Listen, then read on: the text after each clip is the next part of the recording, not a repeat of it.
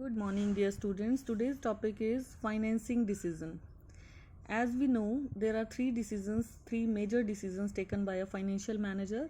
The first one was investment decision, the second one is financing decision, and the third one is dividend decision. Today we will go through financing decision. This decision means from which source finance or capital to be raised. हमें किस source से finance arrange करना है, like arrangement of funds is known as financing decision. So the second important decision which financial manager has to take is deciding source of finance.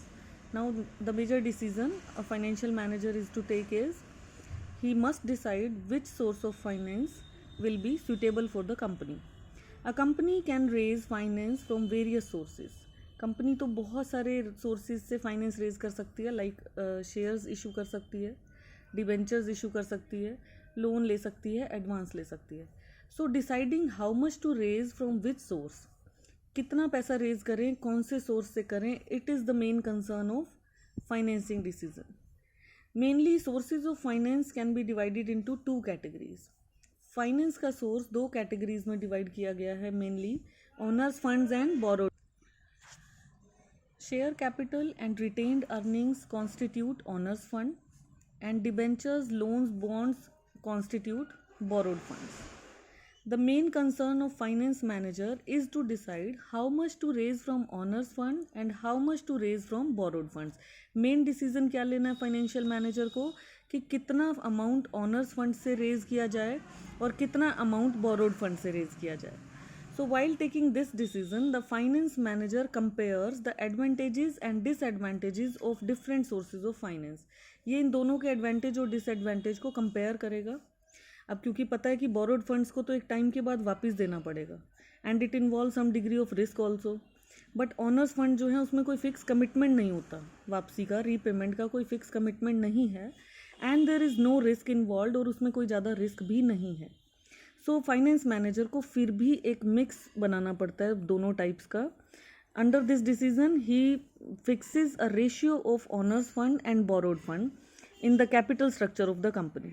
जो company में total capital लगेगी उसमें कितना share honour fund का होना चाहिए और कितना शेयर बोरोड फंड का होना चाहिए, इसके मिक्स को मिक्सचर करके वो बनाता है कैपिटल स्ट्रक्चर. यानी ये डिसीजन इसमें फाइनेंशियल मैनेजर लेता है कि मिक्सचर ऑफ इक्विटी एंड डेब्ट is called capital structure. Now what are the factors affecting financing decision. ये डिसीजन लेने से पहले वो किन बातों का ध्यान रखेगा. First is cost. The cost of raising finance from various sources is different. ये कोस्ट क्या है, लाइक अगर हम इक्विटी शेयर्स इशू करते हैं तो कोस्ट इज डिविडेंड, बट हम अगर लोन लेते हैं, बोरोड फंड्स यूज़ करते हैं, then the cost is interest. तो दोनों कोस्ट को वो कंपेयर करेगा और हमेशा वही सोर्स प्रेफर करेगा जिसमें कोस्ट मिनिमम होगी. नेचुरल है, जब हम कोई चीज़ परचेज कर रहे हैं या कोई चीज़ अरेंज कर रहे हैं तो उसकी कम से कम कॉस्ट में हम उसको अरेंज करना चाहेंगे. Second is risk. Now more risk is associated with borrowed funds. अगर हम ऑनर फंड और बोरोड फंड को कंपेयर करें तो बोरोड फंड में रिस्क ज़्यादा है. अब फाइनेंशियल मैनेजर रिस्क को भी कंपेयर करेगा कोस्ट के साथ साथ और फिर वो सिक्योरिटीज़ प्रेफर करेगा जिसमें मीडियम टाइप का रिस्क हो. ऐसा तो हो नहीं सकता कि रिस्क ना हो, बट मॉडरेट रिस्क फैक्टर हो तो उसे चूज़ किया जा सकता है. The third one is cash flow position. Company का कैश फ्लो पोजीशन कैसा है इस बात पे भी डिपेंड करता है कि हम नेक्स्ट कौन सा सोर्स चूज़ कर रहे हैं फाइनेंस का. With smooth and steady cash flow companies, जो अच्छी कंपनीज हैं जिनका स्मूथ कैश फ्लो है, वो ईजिली बोरोड फंड को अफोर्ड कर सकते हैं क्योंकि कैश फ्लो अच्छा है, ईजिली जो है लोन लेके उसका पेमेंट किया जा सकता है. बट अगर कंपनी में पहले से ही कैश फ्लो का शॉर्टेज हो तो उसको ऑनर फंड ही इशू कर लेने चाहिए, उसको और डिबेंचर्स या डेब्ट सिक्योरिटीज़ यूज़ नहीं करनी चाहिए क्योंकि उसमें रिस्क है. Then control considerations. Who is the controller of the company? Equity share holder. So अगर पुराने शेयर होल्डर्स चाहते हैं कि उन्हीं का कंप्लीट कंट्रोल रहे बिजनेस पे, then they prefer borrowed fund securities. अगर आगे फंड्स चाहिए तो वो बोरोड फंड यूज़ करके अपना काम कर लेते हैं.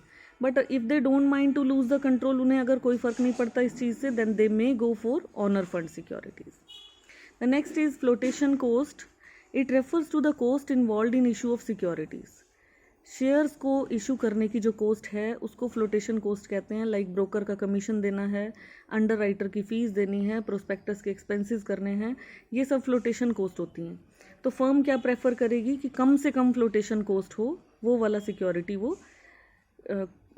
डिसाइड कर लेगा फाइनेंस मैनेजर कि ये वाली सिक्योरिटी मेरे लिए बेटर है, कंपनी के लिए बेटर है। देन फिक्स्ड ऑपरेटिंग कॉस्ट, कुछ कंपनीज ऐसी होती हैं जिनका रूटीन का फिक्स खर्चा ही बहुत ज़्यादा होता है, लाइक इलेक्ट्रिसिटी का बिल, इंश्योरेंस का प्रीमियम, फिक्स्ड कॉस्ट बहुत ज़्यादा है। तो ऐसी कंपनी को ऑनर फंड ही यूज़ करने चाहिए, क्योंकि अगर ऐसी कंपनी बोरोड फंड यूज़ करेगी तो एक और खर्चा फिक्स हो जाएगा, that is interest. So because of high operational cost, the company may not be able to pay interest on debt securities. ये फिक्स खर्चे ज़्यादा होने की वजह से कंपनी इंटरेस्ट नहीं दे पाएगी, जो कि सीरियस ट्रबल हो जाएगा कंपनी के लिए। And the last one is state of capital market. Capital market का कंडीशन भी हमें देखना पड़ेगा, यानी स्टॉक एक्सचेंज का कंडीशन भी हमें देखना पड़ेगा ये सिक्योरिटीज़ का टाइप डिसाइड करने से पहले। If it is boom period, अगर तेज़ी है बाज़ार में तो इक्विटी शेयर्स को बेचना आसान होता है, क्योंकि लोग रिस्क लेने के लिए रेडी हो जाते हैं।